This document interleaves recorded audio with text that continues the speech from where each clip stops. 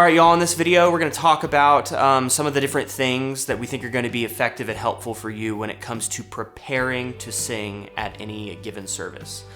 So really, this is going to be tips and tricks, just general things that we think are going to be good when it comes to all of that time leading up to rehearsal. So this isn't necessarily things that are going to help at rehearsal, though you may see some crossover there. This is mainly that time during the week leading up to a college gathering, leading up to a student's worship, leading up to a Sunday morning, where you're asking yourselves, what are good ways that I can be preparing to sing and to sing well before I lead? So the first thing we want to talk about is picking a key.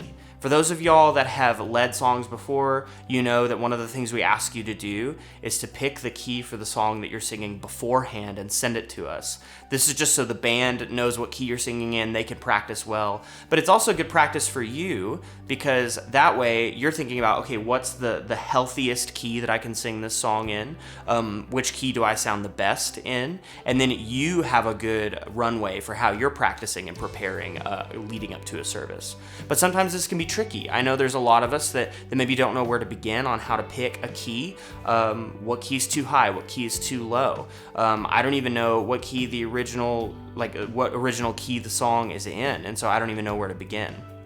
So we're going to kind of talk about a few of those things. Firstly, I think one thing that we're going to start doing is we're going to start putting the original key for each song on the charts that we have in our database. So anytime you get scheduled for a song, you'll be able to open up the chart and you'll see the original key at the top. That's going to be really helpful for everybody. But that original key is not necessarily good for everyone. I mean, especially if you're thinking about a song that is led by a female worship leader in a recording, but you're a male worship leader, or vice versa. Like, those keys are definitely not going to match up. But even if it's you're a male and the recording is a male, sometimes people sing higher and lower. And so, long story short, there's a unique key for everybody. And so, good rules of thumb for picking a key. If you are a female vocalist and the original key of the song is fit for a male vocalist, odds are the key that you're going to be looking to sing in is about a fifth away from the original. I'm not saying that's going to be perfect or one-to-one. Some songs are different, but it's a good starting place. So say, for example, I am singing Jesus is Better, and the original is in G for a female artist. I know that I can look pretty close to the key of C and know that that's going to be around where my key is. So I can usually start there. But that's really just a good framework for starting to narrow down what a good key is for me. Because let's say it's not quite that one. How do I now figure out what the right key is for me?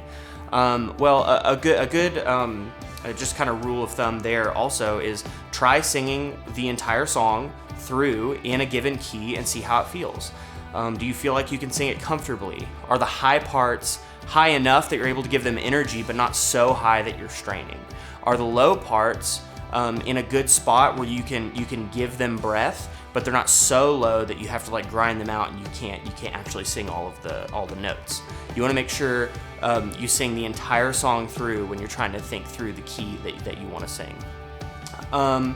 And so some good tools for this. I have a pitch pipe app on my phone that I like to use. It's just a circle with little buttons that have respective keys on it, where I can hit it and it kind of acts like a piano and it gives me the respective notes, and I can usually just kind of sing along with that and try to find my key. I'll leave a link to that in the bottom of this video. But sometimes that could be a little difficult because sometimes you need a full chord. And so another good tool that you can use is you can go on Spotify or Apple Music, and there's a lot of accounts that have pads. For those of you that play piano up here, you know what a pad is. It's just that droning sound in the background. It's just a chord that gives us a few notes in that key. So that could be helpful sometimes too, honestly more helpful in a lot of situations. And so I'll leave a link to a Spotify playlist that has pads in every key. And a good way to use those is, okay, you know the song you're singing, open up your phone, whether you have your headphones in or whatever, and click the key, like the name of the pad for the key that you're trying out, and let it play, just let it drone, and try to sing along with it. Try to get in the right key, and then as you're singing, start to feel out, okay, is this too high or too low? And like I said, if you use that tool where you try to go a fifth away from whatever the original key is, depending on if you're a male or a female, what you'll notice is you're like, okay, this is close. Maybe it's right, maybe it's a little low, maybe it's a little high. Just kind of feel that out. And then if it's too low, just pick the next letter in the key. If it's too high, go the opposite direction. Pick one letter down. And just kind of feel that out until you can find the right key. But yeah, that's a really helpful thing, not only for you as a leader, but for the congregation as well. Because as you're thinking through, okay, I'm going to be leading people to sing this song. Am I doing it in a key where they can follow? But also, am I doing it in a key where I can effectively and with strength and confidence lead them in this song, rather than having parts that I'm a little bit less confident on, or I can't really sing them well because it's too high or too low. So yeah, that's our first thing here, is you want to be really good at picking an effective key for yourself. All right, so another point when it comes to preparing well to sing at a respective service is we want to talk about that time that you spend on your own practicing your song. So you've picked your key, you're good to go, but you've still got a few days until Sunday or Tuesday or whenever it is that you're leading. And we highly recommend that during that time, what you're doing is you are spending good quality time practicing your song and being confident at leading it. We're not saying you have to spend hours and hours and hours, but it's probably a good rule of thumb to say that you should sing the song that you're going to be leading at a respective service several times before you're going to lead on a Sunday or a Tuesday or a Wednesday or whenever. And this isn't just because you need to get some work in or anything like that. It's mainly, you want to iron out all the kinks. You want to make sure that you sound confident, that you sound good, because this not only helps us at rehearsal, but it gives you that time that everybody needs to spend practicing before they lead. That way, at rehearsal, you can spend that time working out things with the band, but your part is good to go.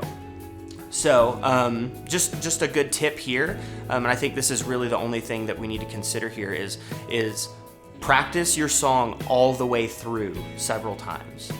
The last thing you want is to be caught off guard because you show up on a Sunday or a Tuesday and you've thought to yourself, well, I know the song, so I don't really need to practice it. And then you get here and it turns out we wanted to change something.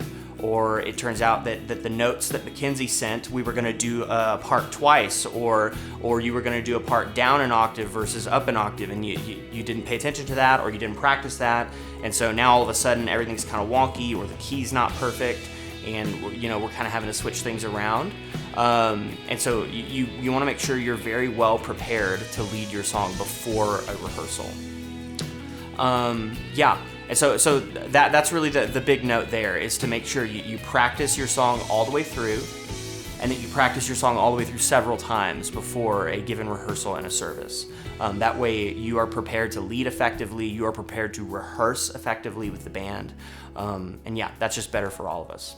All right, and then the last thing we want to talk about with vocal prep is vocal warm-ups. Now, I'm not going to go over any crazy vocal warm-ups or anything like that. I also want you to hear me say that you don't have to do a huge, long-winded vocal warm-up in the morning or anything like that. That's going to take a ton of time. It really is about just spending a little bit of time warming up before a rehearsal for the sake of the health of your voice, but also for the sake of your sound and your tone, because I know we all know this, especially on a Sunday morning, but honestly before any service, we know what it feels like to show up and we haven't warmed up, and it's okay. But that first, or maybe even those first 2 times through the song, we're like, yeah, I'm not quite there yet. I'm still warming up. And, there's not necessarily anything wrong with that. However, it is potentially unhealthy for your voice long term. And it could be helpful to have your voice at a good warmed up spot before we rehearse, because then you can kind of work on some other things rather than using an entire run through of a song to warm up your vocal cords. yeah, so I think it can be really helpful. I'm gonna leave a link below this video to some really good warm-ups that I use, especially in the mornings, but usually before every service, just to kind of get my voice warmed up. I usually don't spend much longer than 5 minutes on these kinds of things. You could spend longer, obviously, but really for me the goal is less trying to sound perfect in my vocal warm-ups and more just, okay, let's get my vocal cords stretched out. Let's get in a good spot to rehearse. That way I'm rehearsing healthily for myself, but also I can spend that time in rehearsal thinking about and working on other things rather than simply trying to warm up my voice by singing a song. Yeah, and then lastly, this is just kind of another rule of thumb for vocal warm-ups. It's totally okay to warm up your voice by just singing your song a couple times in the car on your way to rehearsal. That's also not a bad trick. So yeah, good key points here are you want to warm up at least a few minutes before rehearsal. A good way to do that can be singing your song in the car on the way to rehearsal, and that's good for you. But also I'll leave a link to some vocal warm-ups below. So yeah, thanks.